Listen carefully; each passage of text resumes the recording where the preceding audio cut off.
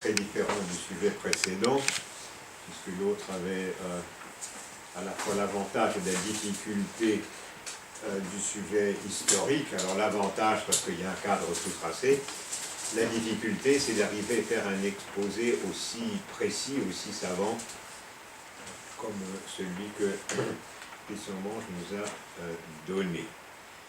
Tandis que mon propos est beaucoup plus un propos de réflexion, comme le titre dénonce, sur l'utilité d'un institut orthodoxe français. Alors, on peut voir la question simplement de l'utilité, c'est-à-dire voir un bilan, et par exemple celui qui a été énoncé tout à l'heure à la fin, qu'il y a eu un tel, des prêtres, des diacres, et puis des gens voilà, qui ont été formés dans l'Institut Saint-Denis à cette époque-là. Donc on peut dire voilà, c'est quelque chose qui a été utile. Et pour parler d'une période que j'ai connue, donc à partir de 78, enfin j'ai connu l'Institut avant, mais donc, de façon plus impliquée, des années fin 70, début 80, aussi il y avait beaucoup d'étudiants, il y avait beaucoup de conférences, enfin voilà, et la richesse des cours qui étaient donnés, on ne pouvait douter de l'utilité. Et puis il y avait beaucoup de prêtres, de diacres qui étaient formés ici et qui restaient dans le cadre de l'Église orthodoxe de France. Donc c'était non seulement une utilité, mais c'était une espèce de nécessité, disons, même efficace. Et puis les temps évidemment ont changé, et bon, la question pouvait et doit toujours être reposée, une espèce de remise en question. Donc, soit on peut voir du point de vue des résultats, et puis on peut le voir aussi du point de vue d'une spécificité. Parce que, supposons que l'Institut orthodoxe Saint-Denis, ici, qui est lié à l'Église orthodoxe de France, n'est que 2, 3 ou même un seul étudiant, mais qu'il puisse donner des éléments essentiels qui ne se trouvent pas ailleurs, l'utilité reste. Ce n'est pas forcément le nombre d'étudiants qui compte, mais aussi la donnée, le maintien d'une pensée. Alors en fait, cette question de l'utilité, je me la suis posée dans les années 99-2000. Là, je vais évoquer un épisode que tout le monde n'a pas connu ici, mais les anciens l'ont connu, ils l'ont même vécu. Un moment de dissension à l'Église, à l'intérieur de l'Église orthodoxe de France. Je passe sur les causes de ces dissensions, et je vais en parler des effets, justement, dans l'Institut dans lequel j'ai été confronté. Alors, ces dissensions ont été des querelles fortes, y compris même, c'était tous les énervements dont, hélas, même les plus orthodoxes sont victimes vis-à-vis des autres et rendent les autres victimes, c'est en général réciproque.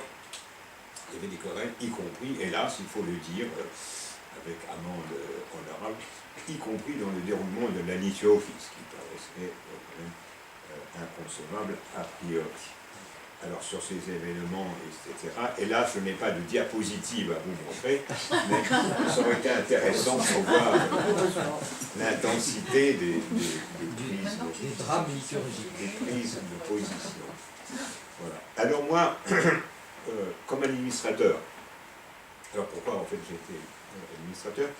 C'était donc Maxime Kovalevski qui avait insisté, parce que bon, je suis baptisé dans le berceau, si je puis dire, dans l'église orthodoxe russe, pas du patriarcat de Moscou. Ceci dit, ma famille était plutôt lié à l'église, même très lié, à l'église du patriarcat de Moscou, qui était rue Pétel, les Trois Saints Docteurs, pour la raison que le prêtre Alexandre Povintsev, qui a officié là-bas pendant beaucoup d'années, était un ami de la famille déjà avant-guerre, etc. C'est un homme de grande culture, c'est un ami de la famille. Il a baptisé plusieurs de mes enfants, etc., etc. Tous mes enfants finalement ont été baptisés dans cette église, dont certains après la mort du père Alexandre. Moi-même, non, j'ai été baptisé dans l'église de Constantinople, mais ça c'était avant la guerre. Bon, surtout, voilà, la raison que l'administrateur, c'est que j'étais professeur à l'université à Paris, et j'avais 2 départements mathématiques, je dis ça parce qu'on a parlé de mathématiciens qui ont été ici, et en philosophie. Et en 78, j'étais au département de philosophie. Avant étudiant, je devais préparer une thèse en philosophie, avec Jean Val, justement, sur le philosophe russe, qui mérite beaucoup d'être connu, s'il n'est pas parmi vous, de Léon Festov, un très grand penseur, je vous recommande tout ce qu'il écrit, c'est absolument fantastique, avec une très grande culture philosophique et une spiritualité dans chaque ligne, une spiritualité intense. Léon Festov, tout ce que vous pourrez dire, on pourra en parler une fois. Voilà, et alors donc comme universitaire, j'étais chargé de faire un rapport vis-à-vis du rectorat de l'université de Paris, parce que, voilà, un institut de théologie qui se voulait, alors je ne sais pas quand est-ce que ça a été institué dès le début, ou pas, que ça soit reconnu comme un niveau universitaire, c'est une espèce d'équivalence, que justement, quand il y a une licence qui se fait en 3 ans avec un mémoire, ça soit reconnu, alors c'est pas tout à fait une équivalence, mais enfin c'est reconnu comme un diplôme de niveau, disons, universitaire. Et pour ça, il fallait quand même qu'il y ait un compte-rendu qui pouvait justifier, vous voyez, de cette habilitation qui était donnée à l'Institut. Donc, chaque année, sagement, je faisais un rapport, évidemment, tout à fait favorable, car comme on le verra dans l'exposé de cet après-midi, quand j'ai connu cet institut, je n'ai pas connu cette période héroïque et captivante de la fondation, mais dans les années 70-80, il y avait beaucoup de gens éminents qui enseignaient, enfin le niveau était élevé, il y avait beaucoup d'étudiants et il y avait des mémoires, enfin vraiment de valeurs qui étaient intéressants, dont certains j'avais dirigé, enfin c'était extrêmement vivant, il n'y avait aucun doute sur la valeur universitaire de l'Institut. Et puis lors de ces événements presque dramatiques, si on peut dire, voilà ce qui s'est passé. Donc, évidemment, quand il y a des hostilités comme ça, il y a 2 clans. Et alors il y avait un clan que je peux, disons, je vais appeler A, et puis le clan que je vais appeler B. Le clan A qui se rattachait à l'évêque ici présent, et le clan B, où il y avait une hostilité. Alors, personnellement, je pense, comme ça a été dit d'ailleurs tout à l'heure, l'expression dans un autre contexte, les torts étaient partagés, voilà, comme ça arrive souvent. Voilà, les torts étaient partagés. Et ce qui s'est passé, c'est que l'Institut, je passe sur les côtés juridiques, complexes, etc., l'Institut était tombé, après avoir été A et B, était tombé du côté de B. Et donc hostile, en particulier personnellement à l'évêque, enfin à ceux qui étaient du côté de l'évêque. Et alors, ils ont décidé que n'enseigneraient plus à l'Institut que les tenants du parti B. C'est normal.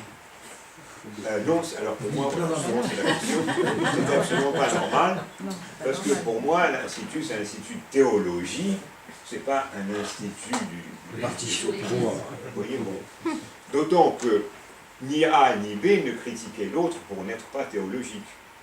Personne n'aurait dit que l'enseignement du côté A n'était pas théologique orthodoxe, ni inversement. Donc il y avait, c'était juste des querelles des personnes. Alors je dis, moi je ne fais pas voir que non, l'Institut c'est un institut de théologie, voilà, et on fait venir diverses personnes, et il est normal que les anciens enseignants qui fussent de A ou de B continuent à contribuer à l'Institut.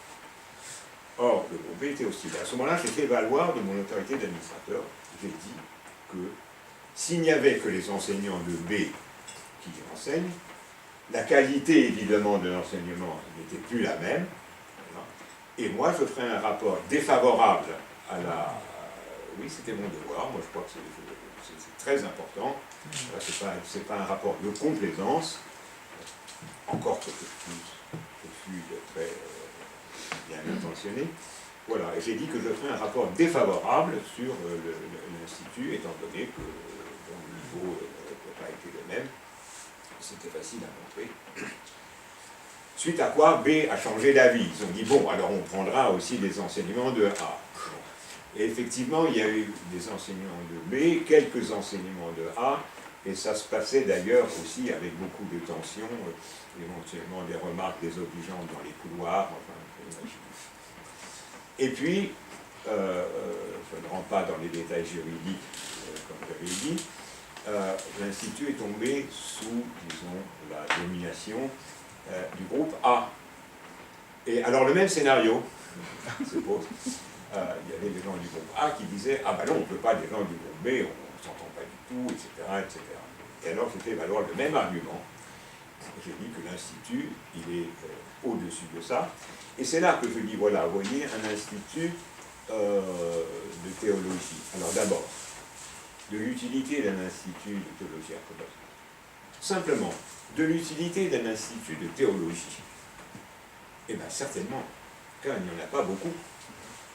Et c'est une rareté. Donc de toute façon, orthodoxe ou pas, un institut de théologie, on peut tout à fait souhaiter.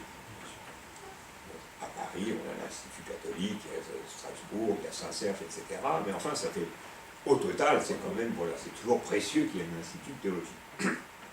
Et alors l'orthodoxe, certainement, et orthodoxe avec, bon, la spécificité qui vous reste, celle de l'Institut ici, d'autant plus. Et donc, voilà, défendre, vous voyez, l'Institut, donc j'ai mis le groupe A dans le aussi, il dit, si vous ne voulez pas les gens de B, il faut faire un rapport négatif. Et alors, l'évêque ici présent, Monseigneur Germain, a tout à fait compris, et il a dit, alors, voilà, que des gens du groupe B qui puissent enseigner aussi. Contre l'avis d'ailleurs de certains autres de ses compagnons du groupe A, qui eux ne voulaient pas du groupe B. Mais la sagesse, en l'occurrence de l'évêque, a joué de façon finalement étonnante, c'est que du coup les gens du groupe B n'ont pas voulu enseigner à l'Institut. Ce qui est tout à fait, à mon avis, regrettable, parce que ça enrichissait évidemment le contenu. D'une certaine façon, je pense que l'Institut s'en est ressenti, peut-être s'en ressent encore. Voilà, donc ça c'est pour dire mon expérience personnelle à partir de laquelle je me suis posé ces questions. Et alors, pour se les reposer maintenant, alors à quoi doit servir l'Institut? Alors d'abord, effectivement, on a dit à la formation des prêtres, des diacres, ou même des gens de tout un chacun. Bon, un côté d'enseignement, un enseignement fondamental sur ce qui est toujours au programme de l'Institut, la liturgie, le droit canon, la dogmatique, enfin, des bases, voilà, de la théologie, et plus spécifiquement de la théologie orthodoxe. Donc ça c'est une nécessité, je dirais d'autant plus grande, parce que quand on dit que les temps changent, enfin c'est une évidence, je vais faire état ici de mon expérience comme professeur de l'université. J'ai enseigné à l'université au total pendant presque 47 ans. Donc, c'est rare, j'ai eu, parce que j'ai enseigné très très jeune, en mathématiques ça arrive. Et puis, comme j'avais une famille, j'ai eu 7 enfants, bon, et donc j'en avais encore à charge. Bon, donc j'ai pu continuer jusqu'à plus longtemps que d'habitude. Donc j'ai 47 ans et j'ai vu, je dois dire, plusieurs générations d'étudiants et d'enseignants d'ailleurs. L'esprit n'est absolument pas là le même. Et en ce qui concerne les étudiants, sans parler de la baisse du niveau général qui commence déjà au lycée et qui commence déjà à la maternelle, enfin voilà, et ça se répercute à l'université, mais de ça je ne vais pas parler. Une chose qui était absolument évidente et très inquiétante, c'est la baisse constante de formation d'une éducation, je dirais, minimale religieuse. Avant, quand j'étais, je sais pas, dans les départements de mathématiques, ça ne m'arrivait plutôt pas, mais en philosophie, simplement évoquer le personnage de Sainte Marie-Madeleine, par exemple. Eh bien, quand j'ai commencé à enseigner en philosophie au début des années 70, bon, on parlait d'une image pour dire sur Sainte Marie-Madeleine, tout le monde, ou presque, savait de quoi il s'agit. Et ça faisait partie, si je peux presque dire, du folklore, enfin d'une éducation. Si on parlait des évangiles, bon, presque, bon, dans les années fin 60, 70, bon, les gens avaient quand même une certaine, les étudiants, et avaient une éducation religieuse, ça faisait sens de parler des évangiles. Un exemple, alors ça c'était en mathématiques, vous savez, en mathématiques, dans les sciences en général, la notion de vérité est évidemment centrale. Donc, et dans les fondements des sciences, d'autant plus, c'est une de mes spécialités, les fondements des sciences, fondements des mathématiques, fondements de la physique, donc la notion de vérité.